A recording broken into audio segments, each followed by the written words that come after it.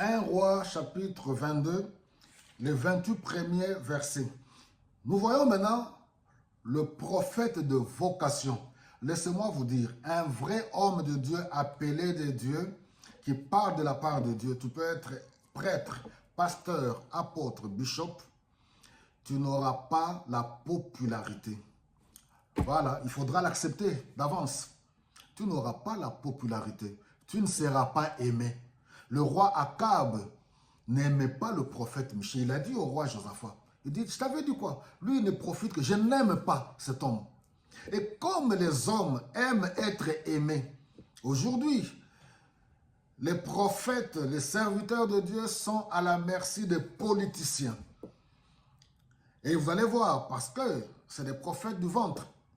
Ils aiment l'argent. Ils aiment la gloire, le succès. Mais parlant de la part de Dieu, parlant de Jésus-Christ. Alors nous allons voir Michée ici. Lui, il vient parler de la part de Dieu. Il dit, le roi d'Israël dit à Josaphat, je te l'avais dit, qu'il n'y a rien de bien, de bon avec lui. Il m'annonce toujours le mal. Pourquoi? Parce qu'un peu en haut, vous allez voir, le prophète Michée déclare au verset 17, « J'ai vu tout le peuple d'Israël dispersé sur les montagnes comme un troupeau sans berger. » Et le Seigneur a dit, « Ils n'ont plus de chef, que chacun retourne tranquillement chez soi. » C'est ça qui avait énervé. Et pourtant, c'est ça la parole de Dieu. Qui peut oser dire aujourd'hui aux dirigeants politiques ce que Dieu dit réellement?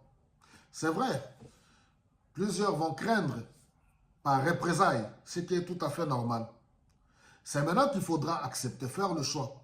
Sommes-nous les prophètes, les serviteurs de Dieu par vocation ou bien par métier? Sommes-nous devenus des hommes de Dieu pour remplir nos poches, pour recevoir les enveloppes et préserver nos vies? Les vrais hommes de Dieu doivent se considérer comme étant morts.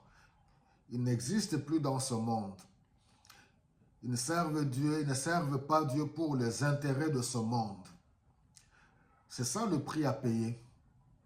Et voilà, vous, mes sœurs, dans la plupart des cas, nos sœurs qui sont ici en Europe, nos sœurs africaines, vous êtes ici en Europe, vous avez vos prophètes en Afrique. Des hommes qui n'ont même jamais mis le pied ici en Europe, qui vous envoient de fausses prophéties, vous envoyez l'argent.